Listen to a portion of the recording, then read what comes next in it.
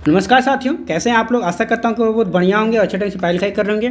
तो यहाँ पर मैं आज आपके लिए एक बहुत ही इंपॉर्टेंट टॉपिक पर वीडियो लेकर आया हूँ। जैसे कि आप लोगों ने थंबनेल पे देखा है, तो वहाँ पे थंबनेल पे देखा कि सोनी कुमारी का जो केस चल रहा था हमारा हाई कोर्ट में और सुप्रीम कोर्ट में, तो वहाँ पे उसका फैसला जो है आ चुका है और उसका मेरे पास पूरा का पूरा हार्ड कॉपी जो होता है उसका पूरा का पूरा सॉफ्ट कॉपी का पूरा जुरिडिक्शन दिया गया है। इसमें क्या कहा गया है, क्या नहीं कहा गया है, चलिए लोग देखते हैं। तो सबसे पहले देख रहे हो कि यहाँ पे इन द सुप्रीम कोर्ट है, यहाँ पे लिखा हुआ है कि जो 13/11 का जिला का जो पेंडिंग था केसेस, जो कि जैसे पंचायत सचिव, इसमें सबसे ज़्यादा अफेक्टेड जो भी कैंडिडेट थे वो पंचायत सचिव के थे। उसके बाद आपका टीजीटी जो टीचर लोग था उनका था, क्लर्क वगैरह का था। तो वहाँ पे झारखंड सरकार की तरफ से कहा गया था कि जो 13 जिलों में है वो 13 जिला में अप्लाई कर सकते हैं और 11 जिला वाले सिर्फ 11 जिला में अप्लाई कर सकते हैं। तो वहाँ पर इसको असंवैधानिक मानते हुए सुप्रीम कोर्ट ने उसे कैंसिल कर दिया है, उसे रद्द कर दिया है। जैसे कि लोग आपको मैं यहाँ पे दिखाने जा रहा हूँ कि इसमें क्या क्या लिखा गया है और यहाँ पे क्या क्या कह सकते हैं, मतलब जो भी जुरिडिक्शन आया है उसमें क्या क्या कहा गया है। तो सबसे पहले 107 पेज का ये पूरा का पूरा जुरिडिक्शन है। यहाँ पे इसे आप इस PDF को अगर आप देखना चाहते हैं तो आपको टेलीग्राम चैनल पर आपको मिल जाएगा, ठीक है। ये आपको टेलीग्राम चैनल पे मैं डाल दूंगा। तो यहाँ पे देखिए कि सबसे पहले कहा गया है कि कौन कौन सा नोटिफिकेशन का नंबर वगैरह दिया गया है। जैसे यहाँ पे नोटिफिकेशन का नंबर दिया गया है। इस नोटिफिकेशन जो भी ये मतलब आपका जितना भी इस पर पेंडिंग, मतलब इस पर एक तरह से कह सकते हैं कि वो पूरा का पूरा डिपेंडेंट था। देखिए यहाँ पे टीजीटी के बारे में दिया गया है कि टीजीटी का जो गवर्नमेंट का जो वैकेंसी था वो इससे अफेक्टेड था। उसके बाद आपका जो है पंचायत सचिव का था वो सबसे ज़्यादा अफेक्टेड था।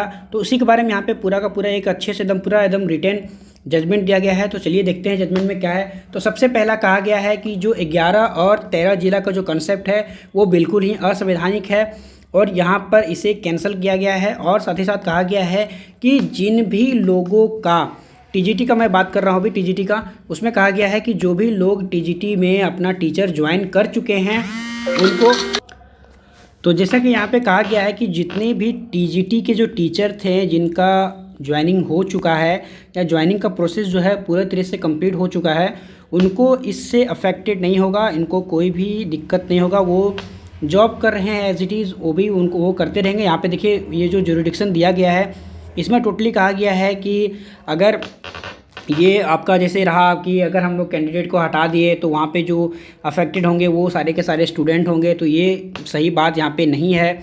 इसीलिए उन लोगों के भलाई के लिए या फिर जो भी कैंडिडेट मतलब पहले ज्वाइनिंग कर चुके हैं उनके लिए यहाँ पे उनको कहा गया है कि वो इससे अफेक्टेड नहीं होंगे। माफ़ कीजिएगा, थोड़ा ये फ़ोन आ जा रहा है, आज भी इमरजेंसी में वीडियो बनाना पड़ रहा है।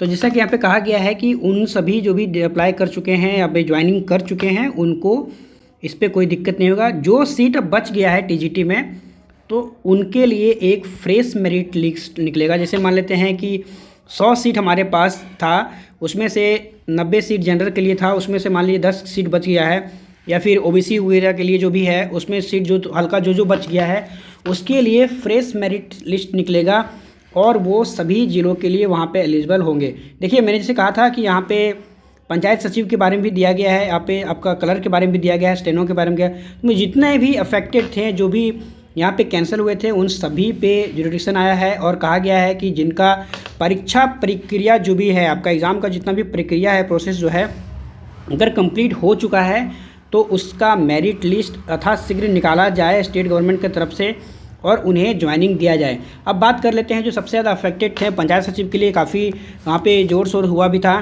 तो पंचायत सचिव का जैसे पता है आप लोगों को, उसमें सारा कुछ हो चुका है, डॉक्यूमेंट वेरिफिकेशन वगैरह तक भी सारा कुछ हो चुका था, बस मेरिट लिस्ट निकलना बाकी था। तो यहाँ पर सुप्रीम कोर्ट की तरफ से कहा गया है कि इसका मेरिट लिस्ट निकाला जाए एकदम फ्रेश बना के।